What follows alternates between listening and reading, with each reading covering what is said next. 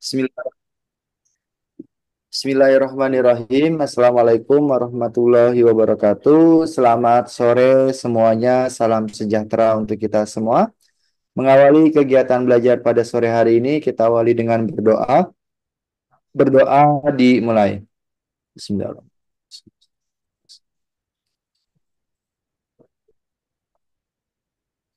Berdoa selesai.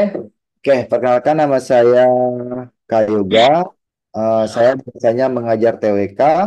Dan saat ini saya sebagai guru PPKN di salah satu madrasah di bawah naungan Kementerian Agama ya. Dan alhamdulillah saya sendiri pun sudah PNS dan jadi saya ingin mengajak kalian untuk apa ya namanya ya berbagi ilmu karena saya senang banget berbagi ilmu eh, ke orang.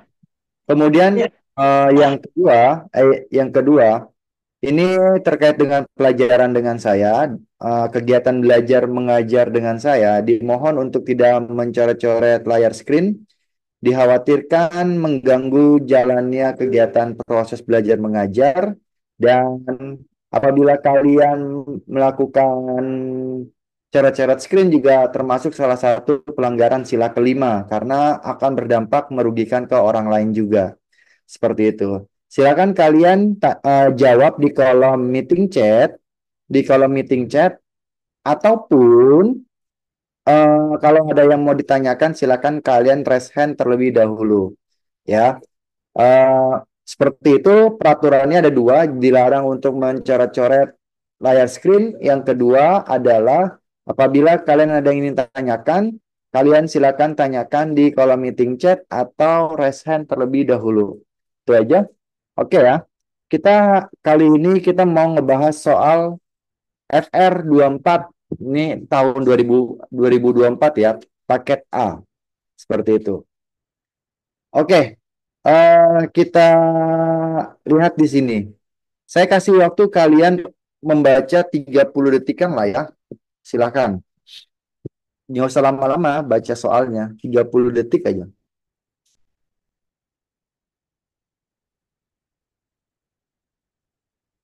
30 detik sudah sama ngejawab kali ya. 45 detik kali. 45 detik Kak sama ngejawab. Ya, 45 detik ya. Selalu kayak begitu ya, biar menghemat waktu juga. Nah, ya 45 detik.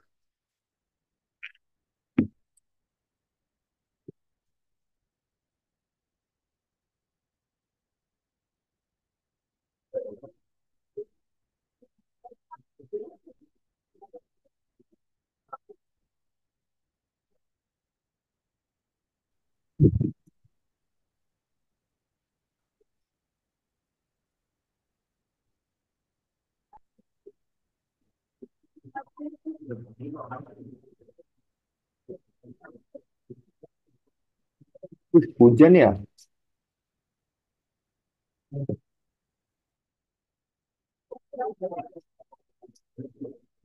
Oke, silakan. Apa kira-kira jawabannya?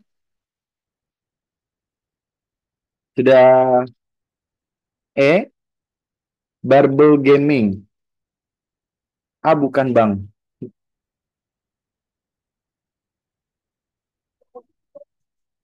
Ayo. A. Kenapa A?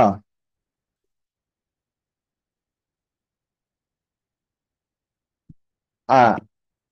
Oke. Kita lihat di sini ya, teman-teman. Di sini ada beberapa poin yang saya mau mention. Sistem ketatanegaraan kita itu menganutnya adalah check and balance. Nah, ya, check and balance itu artinya apa sih, teman-teman? Nah, catatan ya. Check and balance. Check and balance itu artinya adalah kontrol dari lembaga legislatif atau dalam hal ini terdapat sistem pengawasan. Nah, terdapat sistem pengawasan. Pengawasan. Nah, kemudian sistem politik kita, sistem politik di Indonesia, sistem politik di Indonesia ini menganutnya adalah yang namanya pembagian kekuasaan.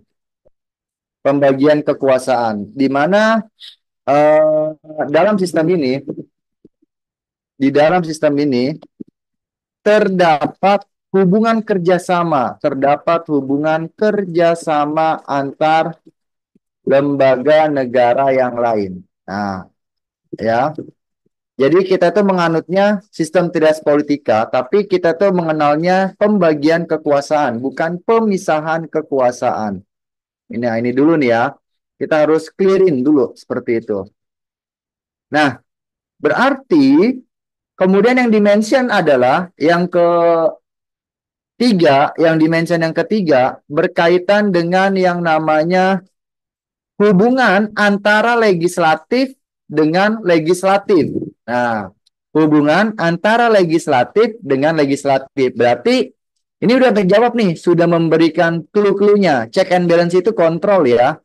Nah, sistem politik kita itu pembagiannya kekuasaan. Maka kita bedah di sini ya, teman-teman. Kalau presiden itu apa sih kekuasaannya? Nah, dia ini adalah sistemnya eksekutif.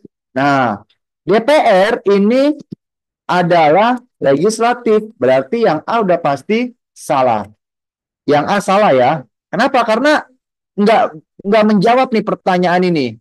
Nah, kemudian yang ini DPR itu adalah legislatif. Ya, DPR itu adalah lembaga legislatif. Kalau BPK itu sebagai lembaga eksaminatif. Berarti yang B juga salah. Yang B, yang C. Kita lihat yang C di sini, teman-teman. Yang C itu, nah, memperhatikan kebutuhan daerah. Kita simpan dulu aja kali ya. Kita simpan. Pengajuan usul Hakim Agung merupakan kewenangan dari MPR. Ini tidak ada kaitannya ya. Ini tidak ada hubungan kerjasama. Kenapa? Kak, kenapa nggak ada hubungan kerjasama? Karena MPR itu tugasnya itu hanya ada 3. Tugasnya MPR. Nah, ada yang tahu nggak sih tugasnya MPR ada apa aja? Silakan. Tugas dan wewenang. Tugas MPR. Yang tahu silakan jawab di kolom meeting chat.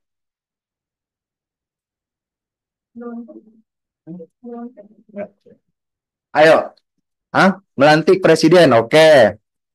Satu adalah mengubah, tugasnya MPR itu mengubah dan menetapkan yang namanya Undang-Undang Dasar. Pertama.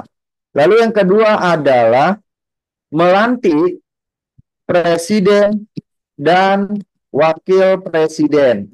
Nah, kemudian yang ketiga adalah memberhentikan yang namanya presiden dan wakil presiden. Nah, kalau saya perjelas lagi, Kak, bagaimana sih cara mengubah dan menetapkan Undang-Undang Dasar? Ini kalian baca pasal 37. Nah, melantik presiden kayak gimana, Kak? Melantik presiden itu ada di dalam pasal 9. Ya. Kemudian memberhentikan presiden di pasal berapa, Kak? Memberhentikan presiden itu adanya di pasal 7B. Nah, Kak, coba deh. Benar nggak yang saya ini? Ya, seperti itu. Berarti nggak ada tuh hubungan kerjasama terkait dengan pengangkatan hakim agung. Yang dia udah pasti salah. MK memberikan pertimbangan mengenai sengketa antara lembaga negara untuk diselesaikan secara musyawarah. Nah, benar nggak sih ini? Yang E, menurut kalian benar apa salah? Menurut kalian yang E benar apa salah? Salah. Ini sebenarnya adalah Benar, benar. Ingat ya. Tapi ini adalah tugasnya si MK. Nah, tugasnya si MK. Ingat nggak sih? Tugasnya MK ada berapa sih? Nah, saya mau nyinggung lagi masalah tugas. Tugas MK itu kan ada banyak tuh ya. Nah, iya betul. MK itu yang menjudikatif. Nah, betul. Ya, kan saya bilang benar, benar karena tugasnya, bukan benar jawabannya. Nah, ya, tugasnya MK itu yang pertama adalah mengadili, mengadili, mengadili pada tingkat pertama dan terakhir terkait yang namanya eh, apa sih namanya itu menguji undang-undang terhadap yang namanya undang-undang dasar. Itu yang pertama. Lalu yang kedua adalah menyelesaikan sengketa antar lembaga negara. Jadi kalau lembaga negaranya bersengketa, berarti yang diselesaikan itu adalah MK. Lalu yang ketiga adalah menyelesaikan sengketa pemilihan umum. Nah, ini yang ketiga. Yang keempat itu adalah membubarkan partai politik. Itu tugas MK yang keempat. Lalu yang kelima, nah sebenarnya ini adalah ini ya, memberikan pertimbangan kepada DPR atas atas apa sih nama itu dugaan pelanggaran presiden dan wakil, pelanggaran presiden dan wakil. Nah, jadi kalau presiden mau diberhentikan, yang menyelidiki kasusnya itu adalah si MK. Nah, berarti ini tidak ada kaitannya, ya kan? Karena yang ini benar tugasnya si MK, tapi kan yang ditanyakan hubungan legislatif dengan legislatif. Nah, maka jawaban yang paling tepat adalah yang C. Kenapa yang C? Karena yang C itu ada di dalam Undang-Undang Pasal 23. Coba deh tentang APBN. Pasal 23 APBN. Jadi anggaran pendapatan belanja negara itu dibahas bersama antara pemerintah dengan DPR dengan memperhatikan pertimbangan dari Dewan Perwakilan Daerah. Seperti itu, ya. Itu di pasal 23 tuh. Nah, ya. Maka jawabannya adalah yang C, cinta. Oke? Sudah jelas ya? Sekarang kita bahas soal nomor 2, teman-teman. Yuk. Ya, ya, satu lagi apa ya? Sebentar ya, teman-teman. Turun lagi, Kak. Iya, ini hubungan kerjasama antara legislatif dengan legislatif, guys. Oh, bentar ya, teman-teman ya. Nah, ini ntar saya bagiin deh. Ntar dulu. Ada yang salah nih di C-nya nih mana nih ya? Bentar, bentar, bentar. Yang nomor 2. A, B, pemerintah. Oke, oke. Hanya diberikan amanat konstitusi. Ntar dulu ya. Ntar dulu.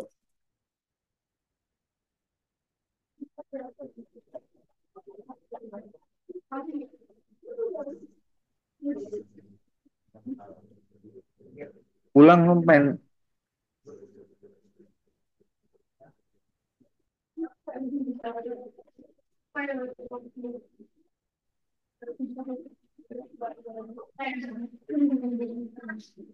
Nah, yuk silakan nomor 2, teman-teman. Ya, nomor 2. Waktunya 45 detik.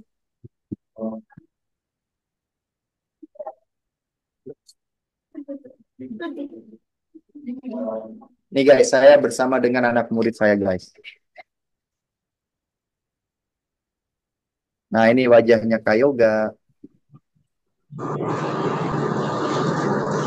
Lagi di ruang piket. Halo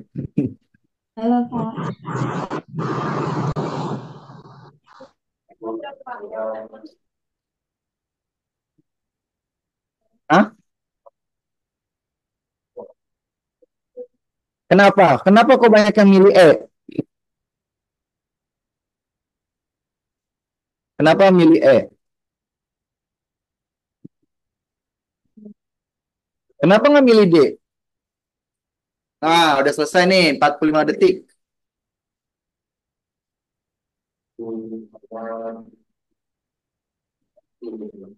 Ntar nih ya, saya mau ngasih tahu nih ke anak murid saya nih. Soal-soal yang dibuatin sama Pak Yoga tuh gimana kalau PPKN?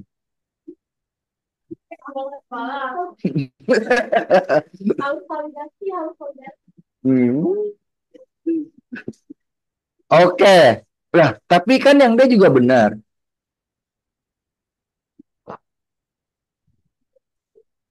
Oke, di sini kan ngomonginnya pasal 20 ya. Nah, ini adanya di dalam pasal 20. 20A sih sebenarnya ya.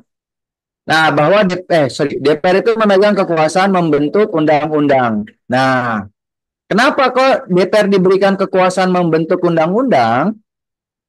Nah, karena dijelaskanlah tuh yang di dalam pasal 20A.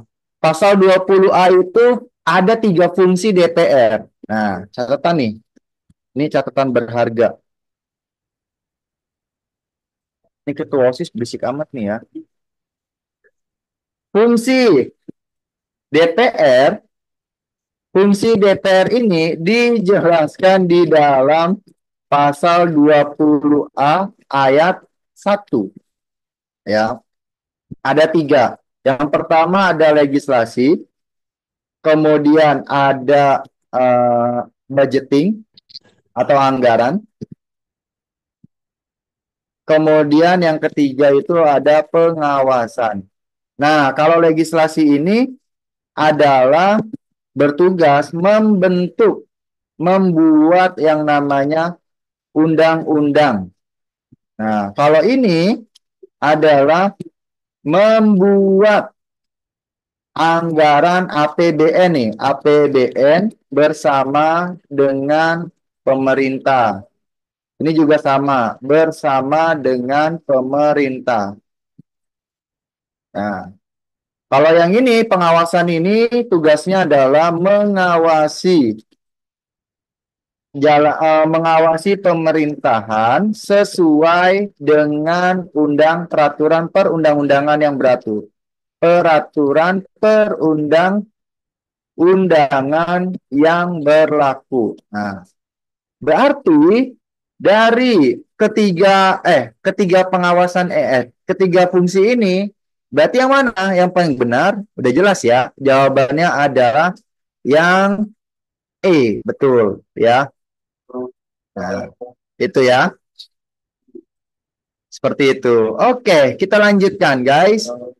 Nah, nama grupnya tuh nomor 3. Ayo, 45 detik dimulai dari sekarang.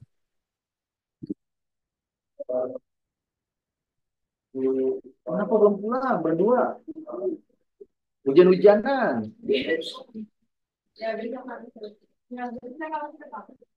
Tadi Buat yang tanya masalah materi dan PDF yang dibahas di Zoom ini, materi file materi dan PDF hanya diberikan ke siswa paket bimbel premium ya, yang grup premium sama grup intensif.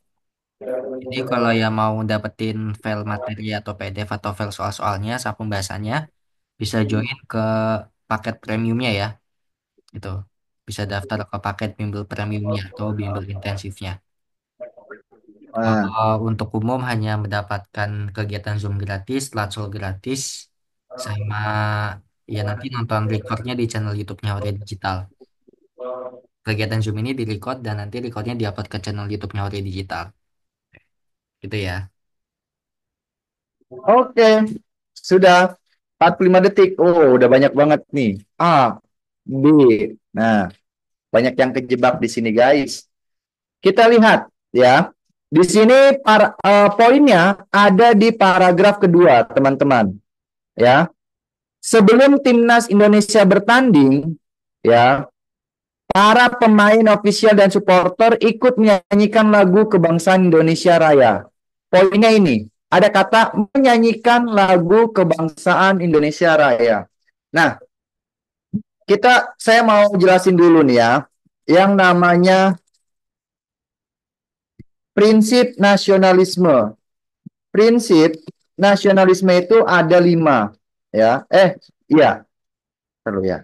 Ada 5 atau ada 4 ya, saya lupa nih. Prinsip nasionalisme itu yang pertama adanya kesatuan atau unity ya. Nah, kesatuan ini artinya apa? Kesatuan itu memiliki kesatuan dalam hal wilayah, memiliki kesatuan atau persamaan kesatuan dalam hal kewilayahan, kewilayahan dan politik. Nah, politik. Nah, maupun pemerintahan yang sama, maupun pemerintahan yang sama. Jadi ini kaitannya dengan pemerintah sama wilayah. Lalu yang kedua adalah kepribadian. Kepribadian ini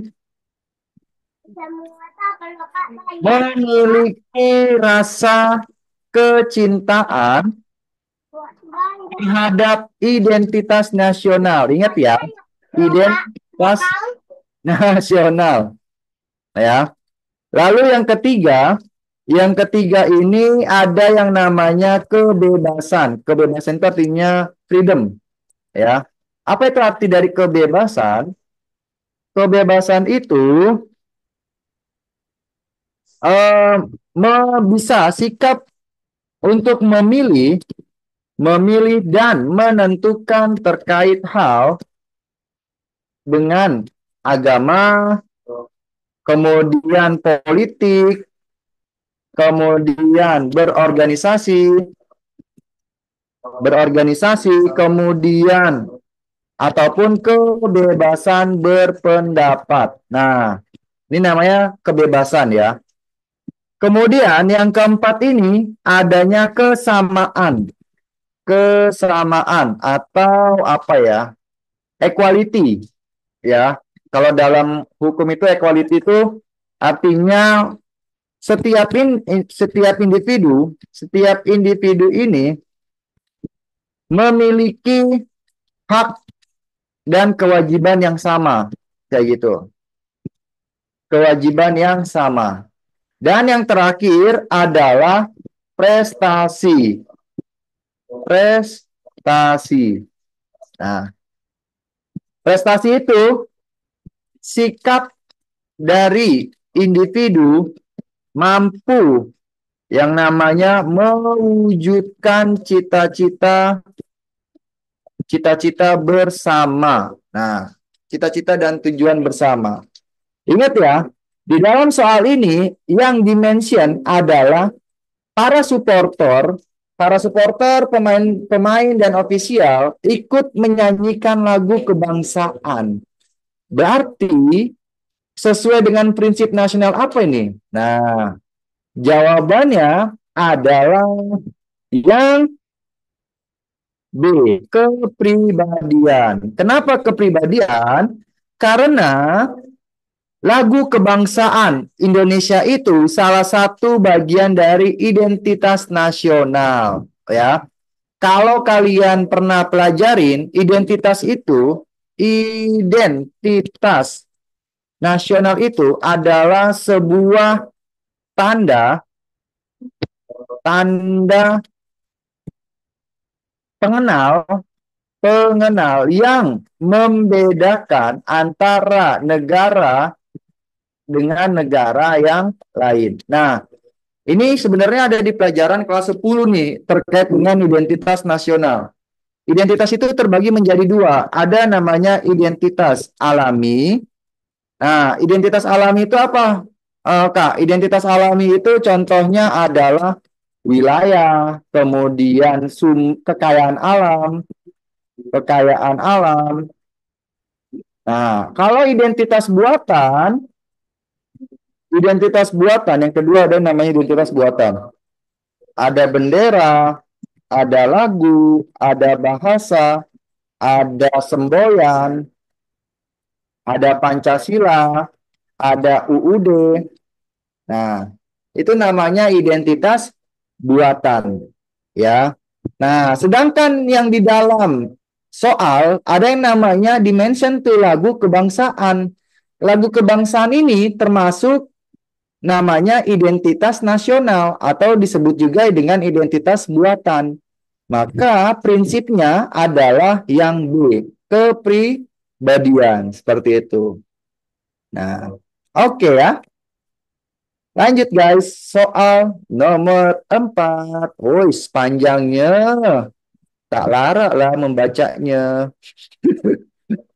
Nah, ini guys, ayo. Terus, terus. Et, et. Nah, yang mana tuh? Hampir aja. Nah, yuk. 45 detik.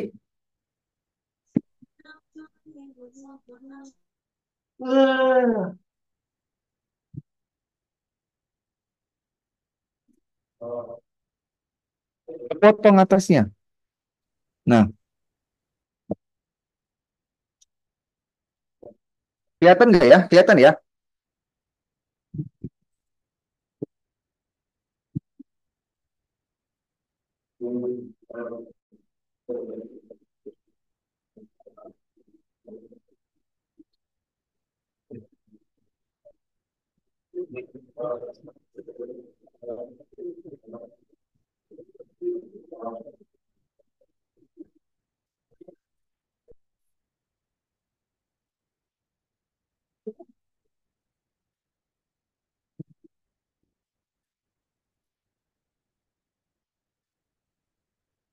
Oke. Balkis Anissa Nur, B. B. B. C. B. Kenapa B dan C? Ayo, saya mau tanya dulu deh.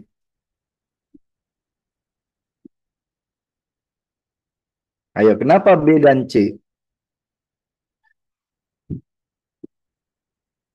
Datarius, Neneng, C. Hasna. Hasna kayak kayak anak murid saya nih, Haura Hasna. Revana juga sama nih, mirip kayak anak murid saya, Revania. Ah, oke ya. Kita lihat dulu dalam narasinya. Biasanya tuh poinnya ada di paragraf awal dan akhir. Nah, di dalam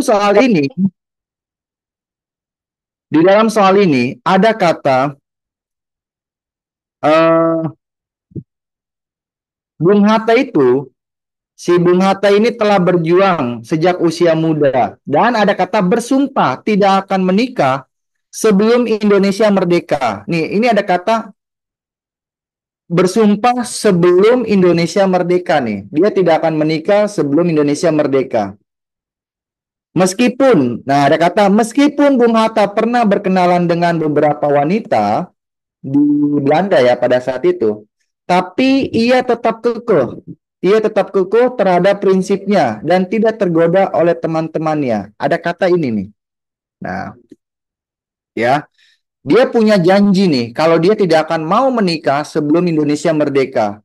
Walaupun teman-temannya memperkenalkan beberapa wanita ke Muhammad Hatta, tapi dia ngerasa nggak akan tergoda sedikit pun. Seperti itu. Nah, kemudian, poinnya yang kita dapat adalah keteladanan dari integritas.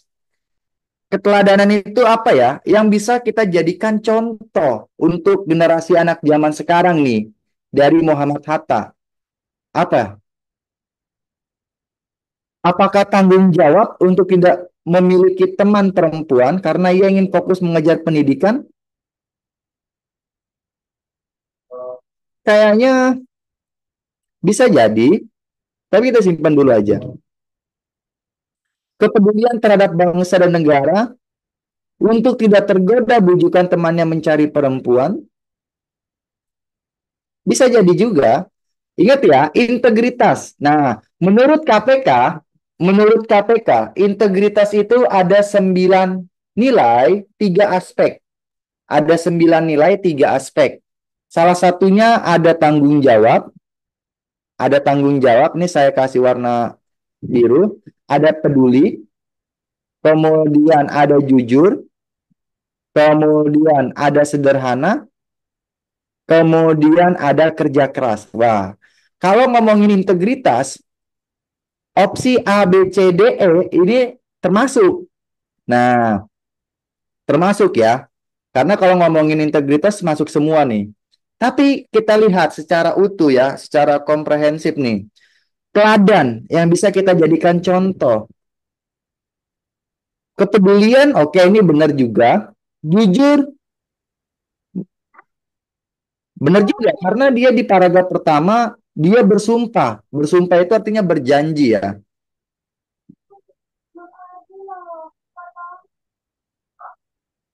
Iya, jadi perlu kalian ketahui ya, Muhammad Hatta sebagai wakil presiden kita yang pertama, dia baru menikah itu di usia 45 tahun. Nah, bayangin tuh, seorang pahlawan dia mengorbankan individunya, dia menikah di usia 45 tahun karena apa? Karena dia tidak mau menikah sebelum Indonesia ini merdeka. Nah, itu yang harus kita teladanin tuh ya. Nah, keteladanannya apa di sini? Yang ditanyakan tuh keteladanannya. A, B, dan C mungkin kayaknya yang ini nggak ada kaitannya ya. Di narasi ini tidak ada kaitannya dengan narasi soal di atas. Nah, maka tidak ada kaitannya dengan narasi soal di atas ya. Maka jawaban yang paling tepat ini juga tidak ada kaitannya juga nih. Tidak ada kaitannya dengan narasi soal di atas. Tapi kalau dalam cerita, nah perlu ketahui juga nih, Muhammad Hatta itu mahar yang diberikan Muhammad Hatta itu sebuah buku yang dia tulis pada saat dia diasingkan ke Bendigul ya, kalau nggak salah ya, apa di daerah mana gitu. Dia bilang alam pikiran Yunani. Nah, alam pikiran Yunani itu dia tulis pada saat dia mendekam di penjara untuk sebagai maharnya dia untuk melamar Siti Rahmiati. Seperti itu. A, B, atau C. Keteladanan itu yang bisa kita jadikan contoh nih, teman-teman. Bingung, tadi jawabannya nggak pas. Kalau C enaknya depannya tanggung jawab, akhirnya pilih B. Jadi yang mana nih? Teladan, teladan, teladan.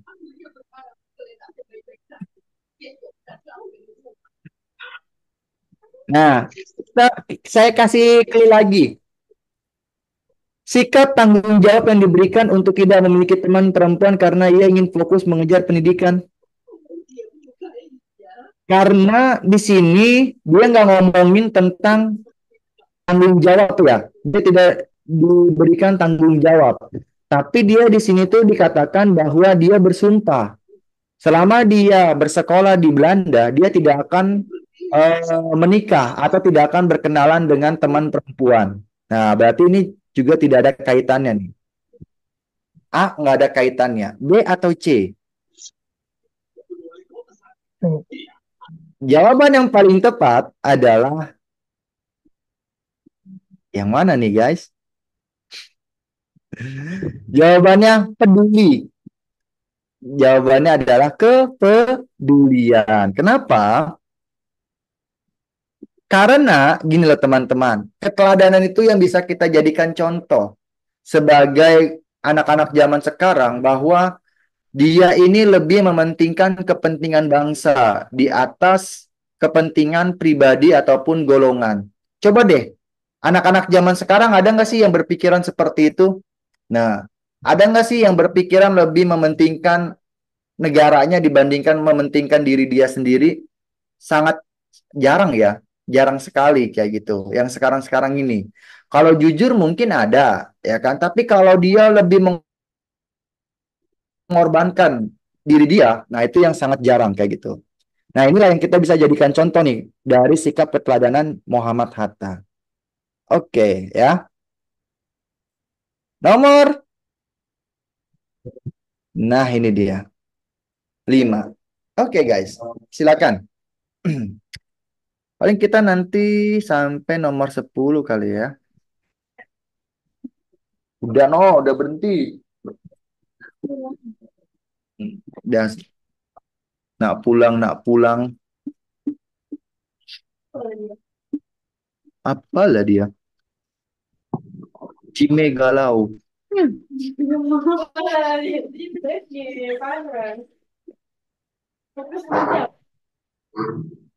Apa guys? Oh iya, belum ini. Ayo 45 detik waktunya. Lupa ini.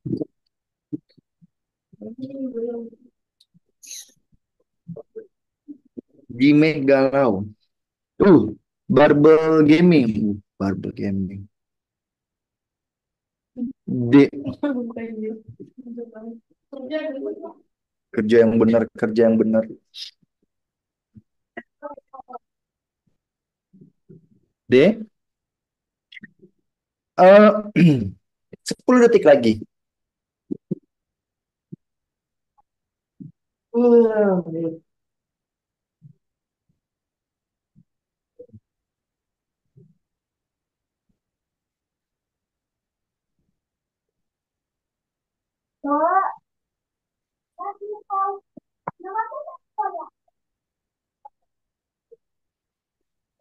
Oke, kita langsung ya.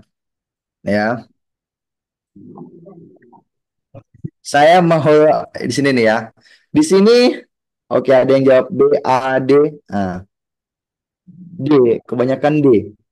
Saya mau mention yang pertama adalah pasal 27 ayat 2 menjelaskan setiap warga negara ada kata mendapatkan pekerjaan dan penghidupan yang layak. Oke. Yang dimention di sini adalah penghidupan layak.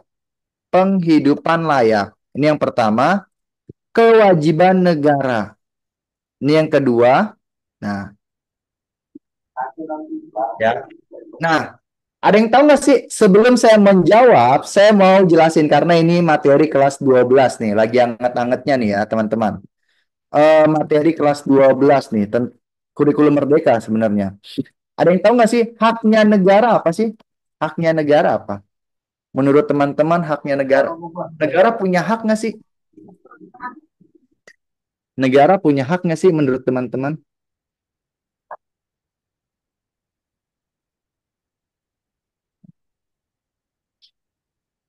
Nggak tahu kah? Negara punya hak? Oke, haknya negara itu sebenarnya yang paling gampang adalah dipatuhi aturannya. Dipatuhi aturannya. Itu yang pertama.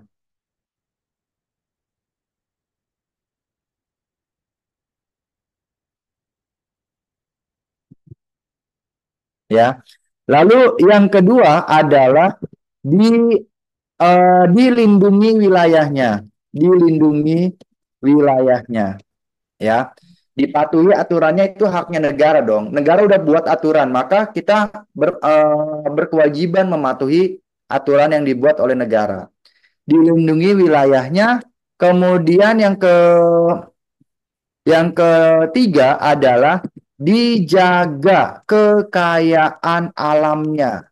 Nah, ini negara punya hak. Nah, bukan cuma warga negaranya yang punya hak. Kemudian negara juga punya kewajiban. kewajiban negara itu ada 4 ya teman-teman. Yang pertama itu adalah melindungi. Negara itu berhak melindungi hak asasi. Melindungi itu artinya negara membuat aturan. Nah, dalam membuat aturan ya apapun lah ya, intinya membuat aturan. Lalu yang kedua adalah memajukan. Negara itu berkewajiban memajukan. Negara membuat yang namanya lembaga negara tentang yang namanya hak asasi manusia. Salah satunya adalah Komnas HAM. Nah, jadi negara itu berkewajiban membuat lembaga negara. Kemudian yang ketiga adalah melindungi, memajukan, menghormati. Nah, menghormati artinya negara memberikan kebebasan kepada warga negara. Nah, memberikan kebebasan kepada warga negara itu salah satu menghormati. Salah satunya ada di dalam pasal 28I. Ya, 28I itu. Lalu yang keempat adalah memenuhi. Nah, negara itu memenuhi hak asasi. Negara membuat program kerja untuk kesejahteraan manusia, kesejahteraan umum. Nah, salah satunya yang dimention adalah yang ini nih. Nah, ada kata memenuhi kan? Nah, ini nih, memenuhi yang namanya hak asasi manusia. Yang memenuhi itu yang mana nih? Membuat program terkait dengan kesejahteraan. Yang mana nih? Salah satunya penghidupan. Nah, kata penghidupan yang layak itu yang mana? Ayo. Penghidupan yang layak. Penghidupan. Apa sih makna dari penghidupan? Yang ditekankan di sini tuh penghidupan yang layak. Yang mana yang penghidupan? Kalau ini membuat regulasi ini artinya kewajiban melindungi. Nah, kewajiban melindungi HAM. Nah, berarti yang jawabnya A, ini udah pasti salah. Membuat program, oke. Membuat program BPJS, kita simpan dulu. Membuat program makan siang gratis, bisa jadi. Memberikan bantuan berupa uang, bisa jadi. B, C, D, E. Nah, tuh.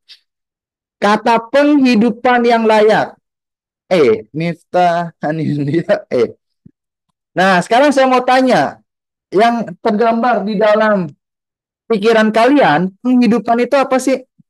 Kaitannya dengan apa? Nah, Miftah betul. Penghidupan layak, ini kaitannya dengan yang namanya tempat tinggal. Kenapa? Karena kebutuhan manusia itu ada 3. Ada kebutuhan sekunder, ada kebutuhan primer, ada kebutuhan tersier. Kayak gitu. Atau bisa dikatakan sandang, pangan, dan papan. Nah, sandang, pangan, dan papan. Berarti penghidupan yang layak ini, ya, berarti yang mana jawabannya? Yang paling tepat, jawabannya adalah yang E. Nah, ini dia nih ya, yang sesuai dengan narasi di atas. Penghidupan yang layak itu pemerintah menyediakan perumahan susun untuk pekerja dengan harga sewa yang memadai. Ingat nggak? Memenuhi itu artinya membuat program kerja untuk kesejahteraan. Nah, supaya apa? Adanya rumah susun ini supaya warga negaranya bisa menikmati, bisa mendapatkan kehidupan yang layak, kayak gitu. Nah, ya, bisa mendapatkan kehidupan yang layak, seperti itu. Oke ya, susah apa gampang soal nomor 5 ini? Mudah, Kak. Mudah ya. Ya, saya guru di madrasah di Jakarta ya. Guru madrasah di Jakarta. Oke, ini mudah nih ya. Soalnya katanya sih kemarin sih dengar-dengar kabar yang ditanyakan tuh arti dari penghidupan yang layak itu yang kayak gimana. Nah, seperti itu. Ya. Maka jawabannya yang E. Karena kewajiban negara itu ada 4. Melindungi, memajukan, menghormati, serta memenuhi. Kayak gitu. Oke. Nomor 6. Terkecoh. Nah, yuk. Nomor 6. 45 detik lagi.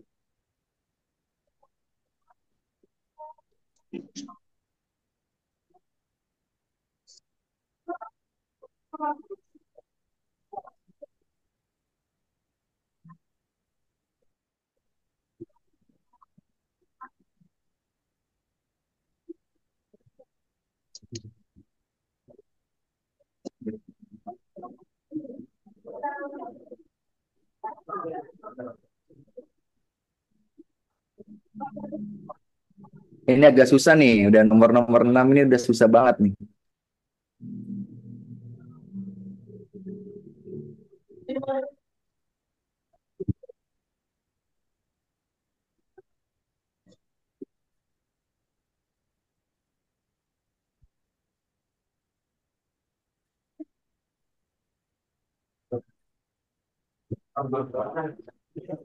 Oke. A. Novita A. A. Kenapa A? Kenapa nggak milih yang lain? Siapa tahu nanti kalian saya gocek lagi. Nah, oke ya. Kita lihat di sini. Contoh sikap dari warga negara, ada kata ini nih ya. Yang sesuai. Ini yang pertama nih. Yang sesuai aspek sikap. Nah, ada kata aspek sikap. Yang saya mau tekankan di sini adalah yang sesuai dengan aspek sikap ya, teman-teman ya. Saya mau masuk ke materi yang namanya integritas ya. Integritas itu, integritas adalah ya. Integritas itu artinya penyatuan antara ucapan dan penyatuan antara ucapan dan Betul, Kak, fotonya. dari individu. Namanya integritas ya. Kalau integrasi, pernah dengar nggak? Integrasi adalah penyatuan dari adanya keanekaragaman sosial, keanekaragaman lah ya.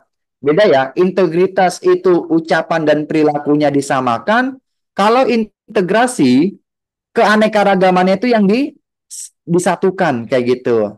Nah, menurut KPK, yang tadi saya bilang, eh, integritas terbagi menjadi 3 aspek dengan 9 nilai.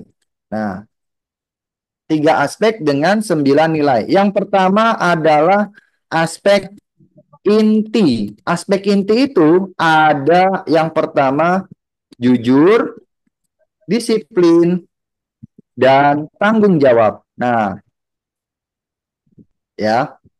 Ini yang pertama. Lalu yang kedua, ada yang namanya aspek sikap. Aspek sikap itu ada 3. Yang pertama ada berani, ada peduli, dan adil. Nah, kemudian yang ketiga ada yang namanya aspek etos kerja.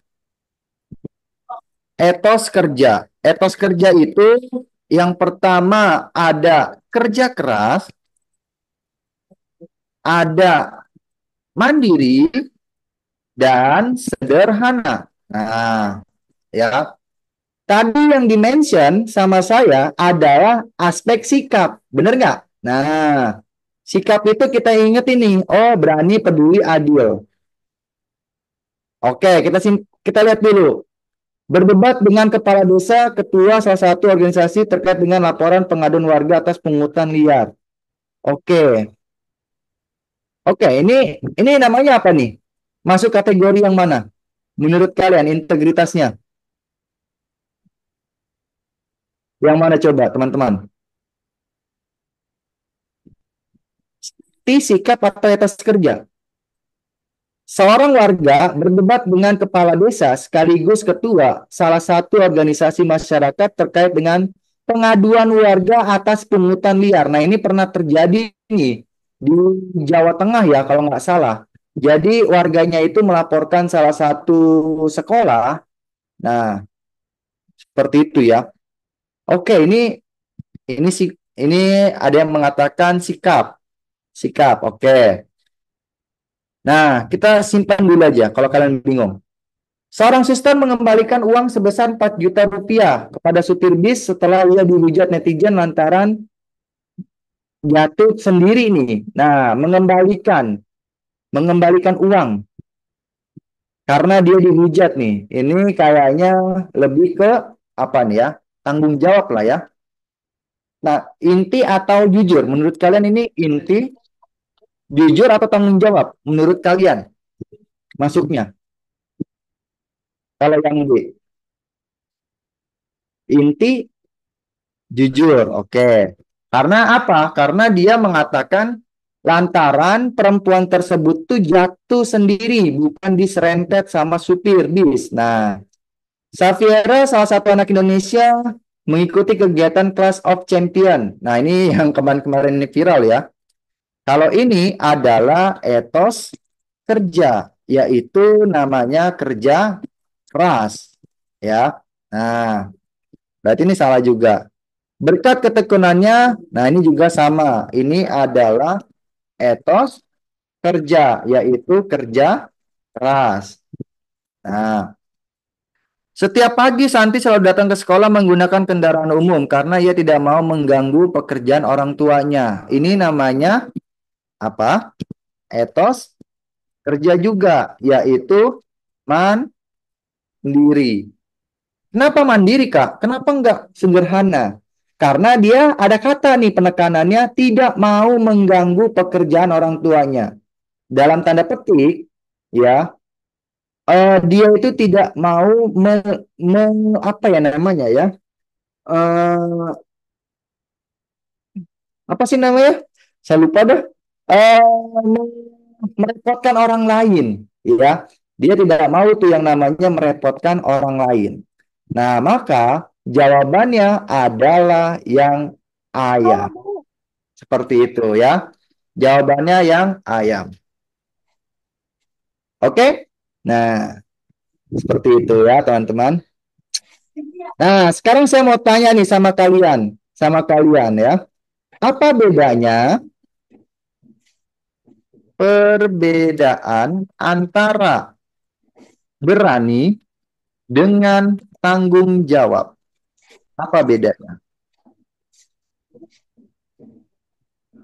Berani itu apa? Tanggung jawab itu apa? Nah, ini masuk materi ini. Apa bedanya? Perbedaan antara berani dan dengan tanggung jawab. Gampang ini.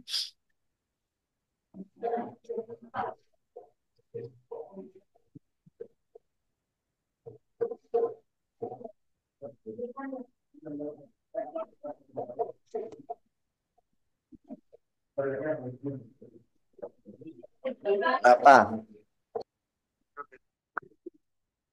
Kalau berani lapor keadilan. Oke. Sederhananya gini, teman-teman. Berani itu artinya tidak mengambil resiko. Nah, ini namanya berani, ya. Tapi kalau tanggung jawab ini mengambil sebuah resiko. Nah, coba sekarang saya mau tanya deh sama kalian. Maksudnya gimana, Kak? Saya masih belum jelas. Masih ngawang-ngawang. Korupsi. Orang yang melakukan tindakan korupsi, apakah dia sikapnya berani atau tanggung jawab? Menurut pendapat kalian? koruptor itu sikapnya berani atau tanggung jawab?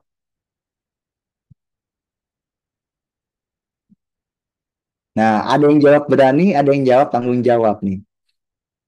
Kenapa jawab berani? Kenapa jawab berani? Karena dia berani mengambil resiko. Nah, karena merampas hak orang lain. Ya, berani merampas hak orang lain. Ada nggak sih koruptor yang apa ya?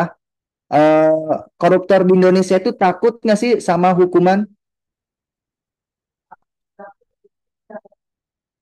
Tidak takut hukum, nggak takut. Nah, itu dia ya. Artinya dia itu ya nggak takut lah ya. Karena ya benar yang ngomong kalian ya.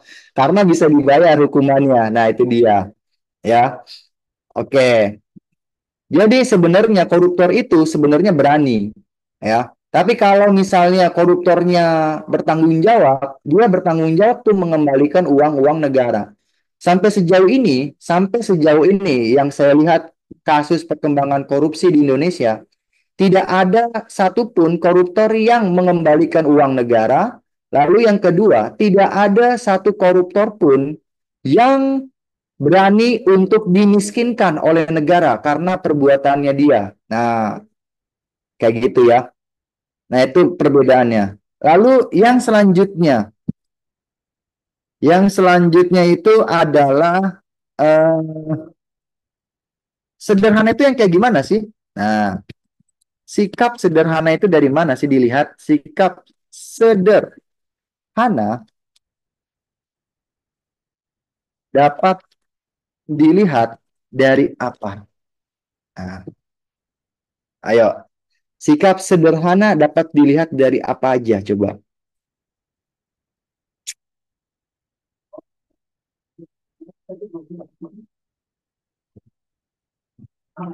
Penampilan. Oke, tidak pamer ya. Oh, bagus nih. Saya demen yang Balkis nih karena dia otaknya langsung mengkaitkan mengkaitkan dengan pengamalan Pancasila, sila kelima, betul. Ya. Oke, mungkin kita sering banget ya. Nah, gaya hidup, tidak hidup mewah, tidak memaksakan diri jadi selalu merasa cukup. Oke. Nah, sederhana itu bisa kita lihat dari yang paling pertama, yang paling gampang ya,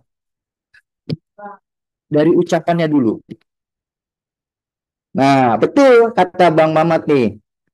Ucapannya itu apakah dia flexing atau tidak? Karena banyak loh, tanpa sadar kita ngomong sederhana, tapi kitanya sendiri, gue baru beli handphone, gue baru pergi ke luar negeri. Nah, ucapannya secara nggak sadar, dia itu mengucapkan kata-kata yang nggak sederhana. Nah, kemudian dari yang namanya tindakan. Nah, dari tindakan ini, orang yang sederhana dapat membedakan antara yang namanya keinginan dengan kebutuhan. Nah, ini sangat sulit nih teman-teman nih, ya. Orang yang sederhana itu bisa dilihat dari tindakannya dia. Dia bisa membedakan antara keinginan dengan yang namanya kebutuhan. Nah, sekarang saya mau tanya sama kalian, karena kalian sering banget nih ada aplikasi e-commerce, aplikasi si kuning, aplikasi si hijau, aplikasi si oranye. Nah, sekarang saya mau tanya, sudah berapa banyak keranjang kalian di aplikasi tersebut? Banyak nggak coba? Barang-barang yang kalian keranjangin tuh. Ada 99. Tidak terhingga. Nah, barang-barang yang kalian simpan di keranjang tersebut itu namanya keinginan atau kebutuhan. Nah, ya. Keinginan, betul. Nah, kalau kebutuhan yang kayak gimana, Kak? Kalau kebutuhan, apabila nih kalian melihat barang itu, kemudian kalian bandingkan pertama harganya. Oh, di toko si A harganya sekian. Di toko B harganya sekian. Itu yang pertama. Terus kalian bandingkan lagi. Oh, si toko A bintangnya 4,8. di toko B bintangnya 4,6. Nah, itu tuh. Kemudian kalian suka ngebandingin nih, oh komentar-komentarnya lebih bagusan di toko A dibandingkan di toko B.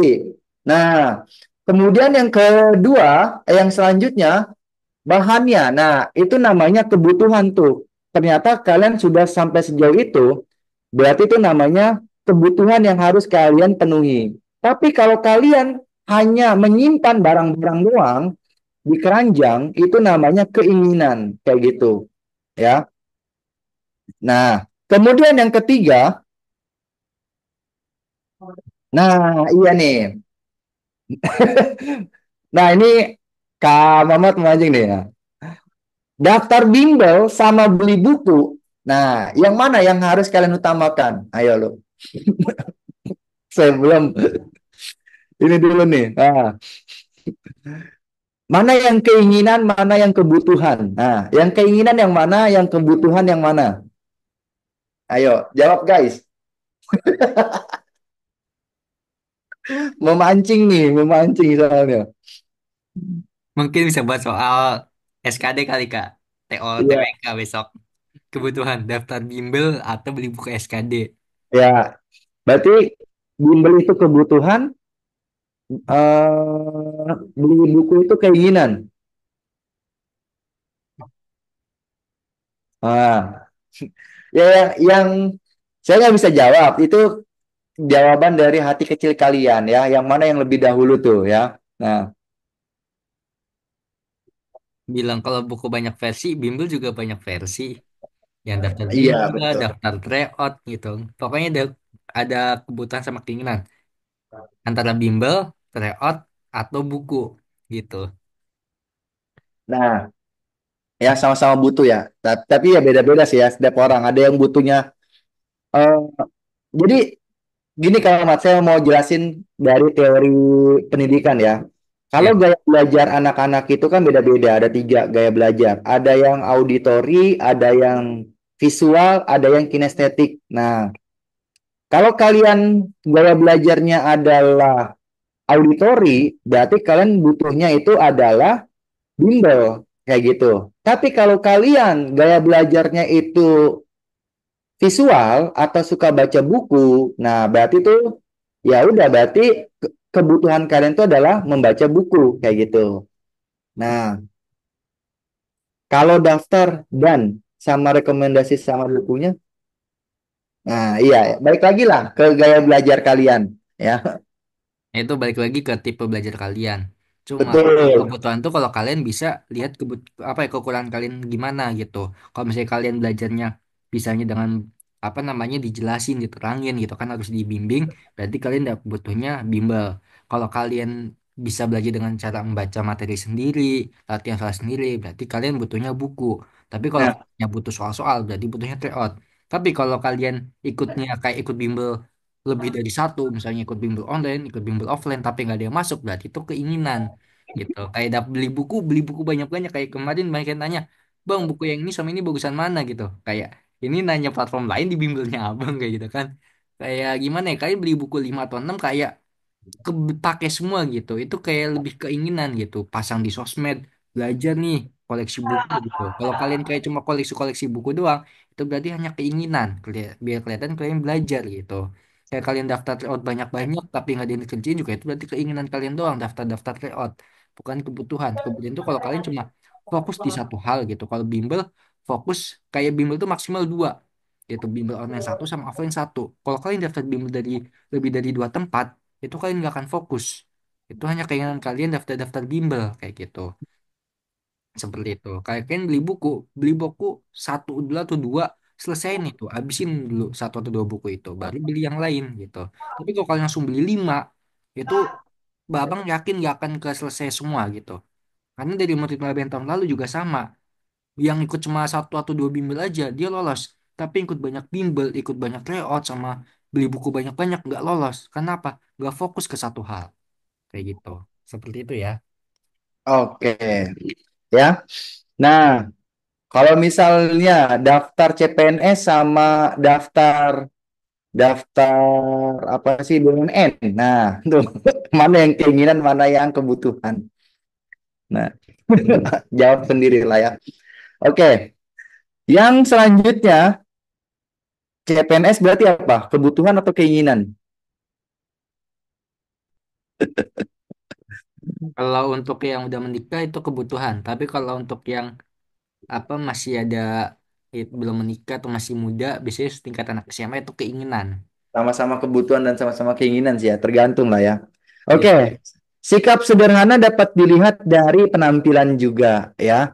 Kenapa? Karena ada yang datang ke mana tuh namanya ke mall dengan penampilan sederhana, tapi dia membawa mobilnya Fortuner, membawa mobilnya Mercedes-Benz. Nah, itu belum tentu juga apakah orangnya sederhana atau tidak. Kayak gitu, ya. Jadi, sikap sederhana seseorang bisa dilihat dari tiga hal ini, ucapan, tindakan, dan penampilannya.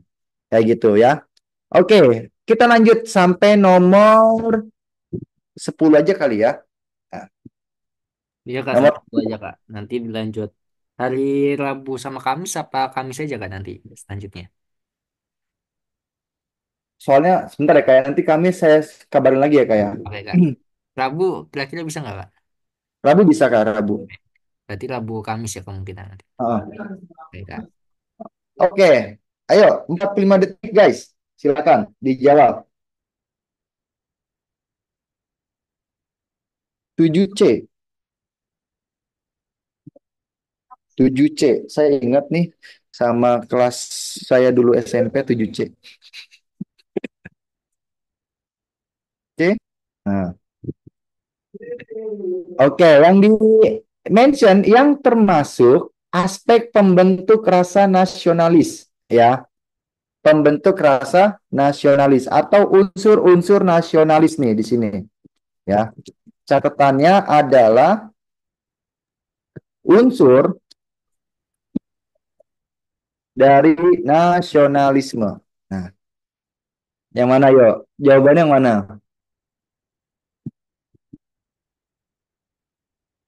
C, C. Kenapa C?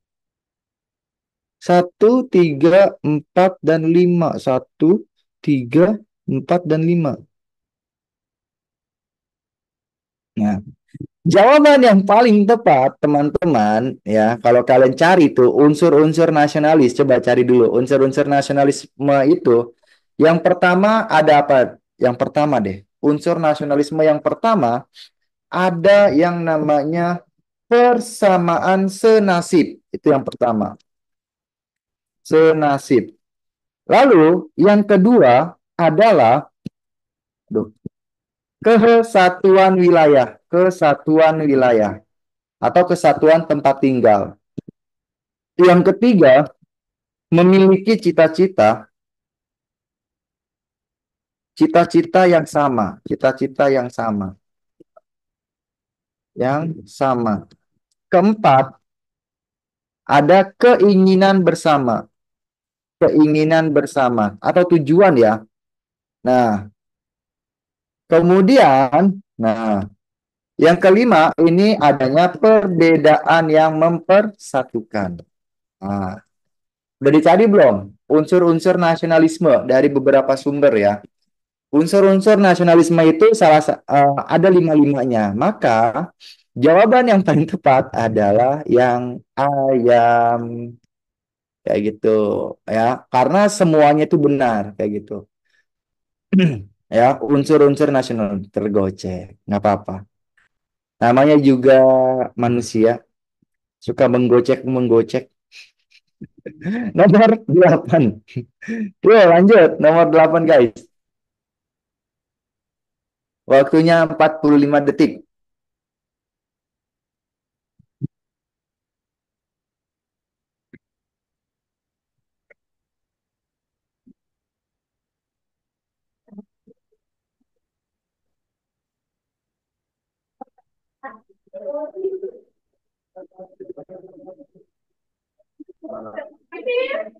Pulang,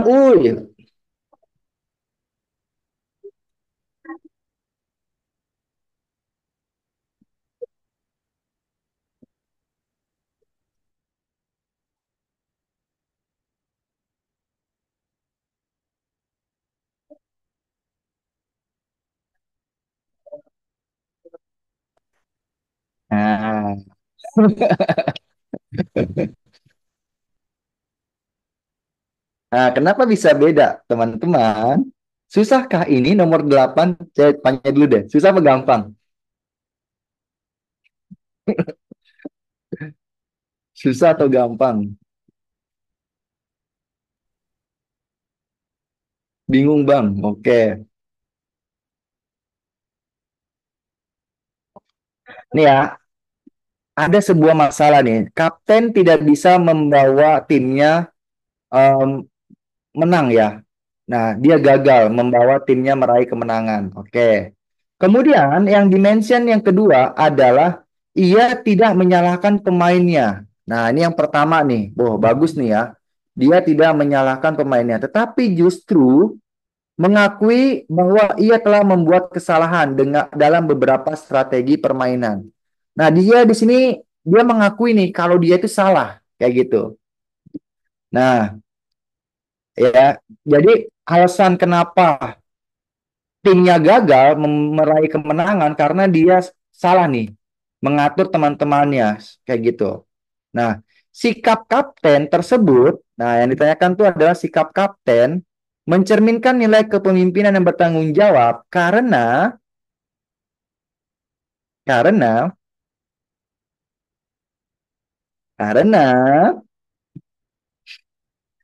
karena jebakan soal ini nih. Jawaban yang paling tepat adalah yang keteladanan ya, kepemimpinan yang bertanggung jawab nih. Saya juga bisa. Kan dia ini salah nih ya, karena kan dia udah kalah. Dia mengakui nih kalau dia akan berusaha sekuat mungkin di pertandingan berikutnya. Yang E itu tidak ada kaitannya nih. Tidak ada kaitan kaitan dengan narasi di atas. Nah, yang E nih tidak ada kaitannya. Jawaban yang paling tepat adalah yang D, betul ya. Ia memiliki rasa tanggung jawab yang tinggi terhadap timnya, ya. Kenapa? Karena yang udah saya bilang. Nah, dia mengakui kalau dia salah dan ada kata lagi. Dia berjanji akan belajar dari kesalahan tersebut dan berusaha lebih keras. Nah, ada kata dia berjanji nih, kayak gitu ya, akan belajar dari kesalahan. Nah, akan membawa timnya meraih kemenangan. Ini nih yang harus kalian perhatikan. Yang warna kuning ini, jangan warna kuning ya. Apa ya? Ini warna apa ya? Biru dah. Nah, ini nih.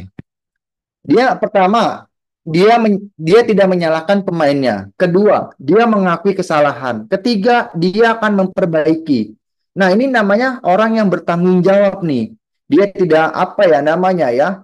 Dia tidak menyalahkan orang lain, dia mengakui kesalahan dan dia mau bekerja keras, mau memperbaiki. Nah, itu kepemimpinan yang bertanggung jawab itu yang seperti itu, yang ada tiga-tiganya kayak gitu, ya. Nah, jadi jawaban yang paling tepat adalah yang delta. Nomor 9. Yuk, nomor 9, guys.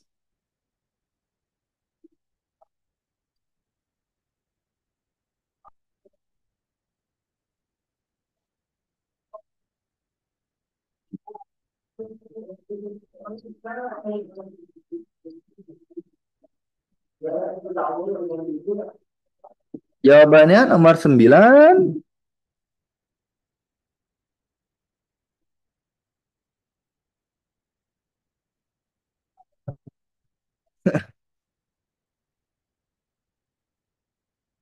Hati-hati banyak gocekan. Hati-hati banyak gocekan. Oke, dia di sini ngomongin seorang PNS nih, ya, bekerja di kantor pelayanan publik. Oke, ya, dia tugasnya melayani masyarakat Nah, nah, ada kata di sini nih teman-teman nih yang menjadi bumerang nih. Ia juga tidak pernah meminta atau menerima imbalan apapun dari masyarakat yang dia layani. Pahami kalimat ini, teman-teman. Nilai integritas yang dilakukan Ibu Rina adalah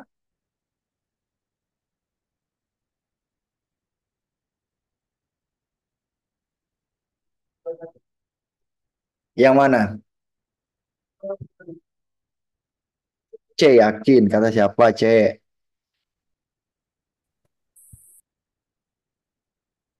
Nah, sekarang saya mau tanya dulu nih sama kalian. Sama kalian nih, guys. Halo, guys. Saya nggak bisa tuh jadi ini vlogger. Menurut Undang-Undang Nomor 5 Tahun 2014 tentang ASN. Nah, ASN itu memiliki fungsi ASN itu ada tiga. Fungsi ASN itu terbagi menjadi tiga. Ya, yang pertama adalah sebagai pelaksana kebijakan, kebijakan publik. Nah, hal ini sejalan dengan Undang-Undang Nomor 28 Tahun 1999 tentang pemerintahan yang baik atau good governance ya, pemerintahan yang baik. Nah, pelaksana kebijakan ya ingat ya, yang pertama itu dia harus mematuhi peraturan yang berlaku. Lalu yang kedua adalah sebagai pelayan publik. Nah, pelayan publik ini sesuai dengan tugas dan fungsinya dia. Dan yang ketiga adalah sebagai perekat dan pemersatu bangsa. Nah, jadi fungsi ASN itu ada tiga ya. Nah, sebagai perekat dan pemersatu bangsa. Kita lihat lagi ya. Tidak pernah meminta atau menerima imbalan apapun. Tidak pernah meminta atau menerima imbalan apapun dari masyarakat. Berarti ini salah satu fungsi yang mana? Coba. Salah satu fungsi yang mana? Menurut kalian dari tiga fungsi ini?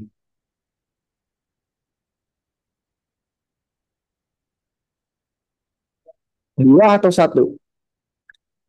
Jawabannya adalah satu. Kenapa? Karena di dalam Undang-Undang Nomor 28 Tahun 99 dikatakan kalau mau jadi pemerintahan yang baik bersih dari KKN, nah harus seperti ini, seperti ini, seperti ini. Nah, berarti jawabannya adalah yang bebek, teman-teman. Supaya mencegah dan memberantas KKN di lingkungan kerja. Ya, kalau ini adalah sikapnya. Ini tuh sikapnya, ya. Aktualisasi, pengamalannya. Yang aktualisasi itu apa sih? Bentuk pengamalannya. Ya, aktualisasi itu aktualisasi. Nah, bentuk pengamalan. Nah, tidak pernah meminta. Berarti ini kan jujur, ya kan? Nah, ini udah termasuk nih. Nah, nilai integritas yang dilakukannya itu supaya mencegah serta memberantas KKN. Nah, kenapa? Karena sesuai lah. Iya, itu adalah narasi untuk apa ya? Sebagai keterkaitan nih ya, keterkaitan dengan yang ini nih. Nah, kenapa kok dia bisa memberikan pelayanan yang cepat? Nah, kenapa kok dia bisa memberikan pelayanan yang cepat, tepat, ramah kepada setiap orang? Karena apa? Karena ia tidak pernah meminta atau menerima imbalan apapun dari masyarakat. Dia patuh terhadap aturan, salah satunya Undang-Undang Nomor 5 Tahun 2014 ataupun Undang-Undang Nomor 28 Tahun 99 seperti itu ya. Jadi kalau bisa dibilang aktualisasi nilai integritasnya itu untuk membasmi. Nah, membasmi bentuk-bentuk korupsi, kolusi maupun nepotisme seperti itu ya. Jadi jawaban yang paling tepat adalah yang B kayak gitu. Sekarang saya mau tanya, emang ada kaitannya dengan disiplin? Kayaknya disiplin tuh cepat ya? Enggak juga kayaknya ya. Nah, oke. Soal nomor terakhir, guys. Ya. Nah, yuk langsung aja. 45 detik, guys.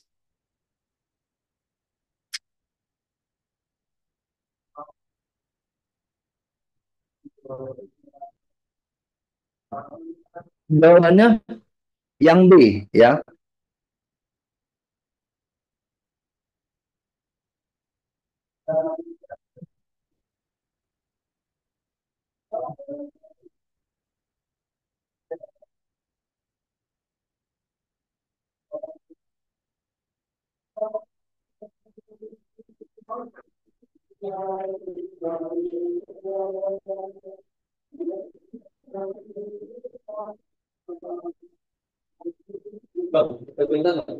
Hah?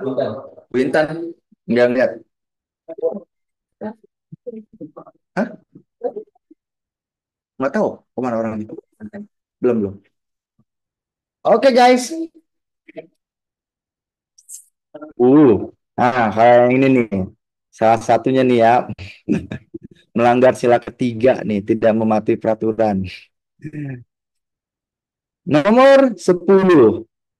Nasionalisme itu paham kedaulatan negara menjadi hal yang mutlak. Oke. Di sini kata kuncinya yang merupakan sikap nasionalisme dalam kegiatan sehari-hari. Nah, jawabannya adalah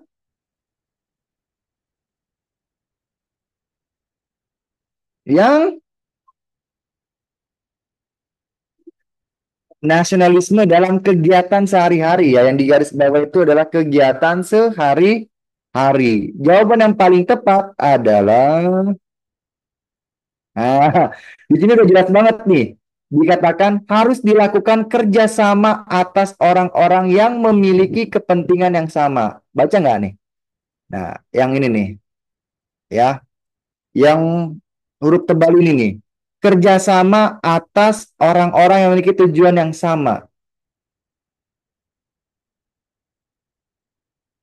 Jawabannya adalah yang A, ya, betul. Karena gotong royong itu pasti dia memiliki tujuan yang sama. Apa tujuannya? Supaya eh kegiatan apa namanya tuh? Sebentar ya, ajan ya. Bentar, bentar. Kita nunggu dulu kumandang ajan ya. Bentar.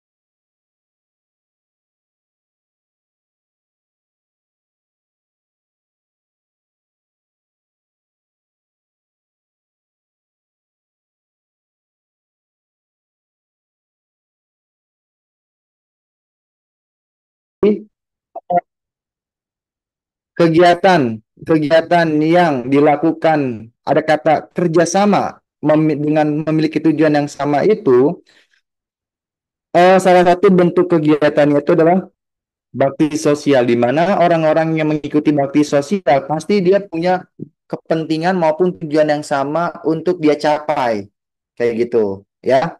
Nah, jadi nasionalisme itu salah satu eh, apa ya, perasaan kecintaan kita terhadap tanah air untuk apa ya namanya ya, memperkenalkan identitas ya, memperkenalkan identitas nasional kita kayak gitu. Nah, bentuk-bentuk kegiatannya itu banyak. Salah satunya dalam narasi soal di atas ini adalah terkait dengan orang yang memiliki tujuan yang sama itu pasti adanya di kegiatan kerja bakti atau baksos kayak gitu ya. Oke? Nah, mungkin itu aja dari saya untuk soal 11 sampai 20 kita bahas besok ya, seperti itu. Ini soal FR 24 tahun 2000 tahun 2024 paket A. Saya masih ada soal FR paket B kayak gitu. Oke? Ya. Hmm, besok mudah-mudahan saya bisa malam ya, mudah-mudahan. Tapi kalau misalnya nggak bisa, ya udah terpaksa lah sore hari lagi. Tapi enakan malam atau sore menurut kalian? Biar saya menyesuaikan nih. Enakan malam atau sore? Malam. Oke, mudah-mudahan nanti saya kabarin. Ah, sore jam 3. Waduh, saya jam 3 masih ngajar, guys. Karena terus terang saya mengajar itu 20 kelas dengan jumlah jam pelajarannya itu 40 JP. Ya, 40 JP.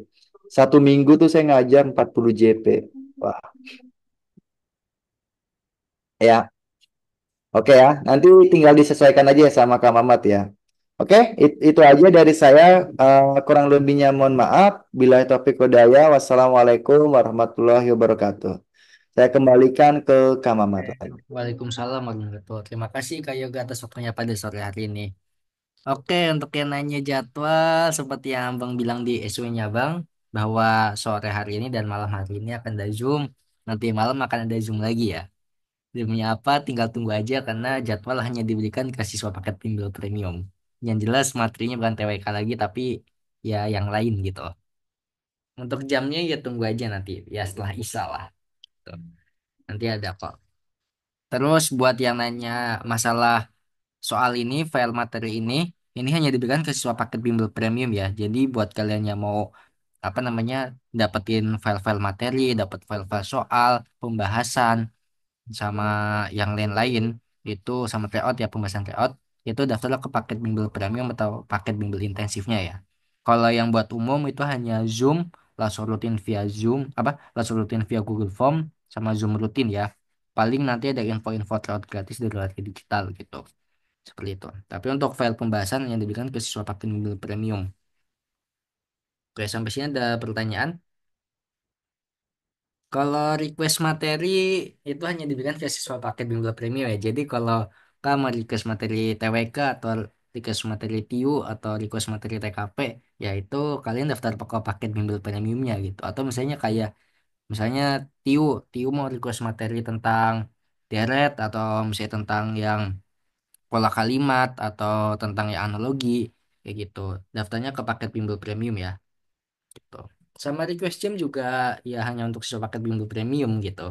Jadi ya kalian yang umum free untuk umum ini ya hanya bisa ngikutin jadwal yang udah disepakati paket Bimbo Premium gitu. Seperti itu. Oke, sampai sini ada pertanyaan. Daftarnya langsung aja DM IG Hore Digital atau chat ke WA Abang ya. Tuh, langsung aja daftar. Itu ada Bang share ya. Untuk recordnya insya Allah Bang upload besok pagi ya. Sama yang laut juga nanti malam abang infokan yang baru daftar. Gitu. Oke, ada pertanyaan lagi?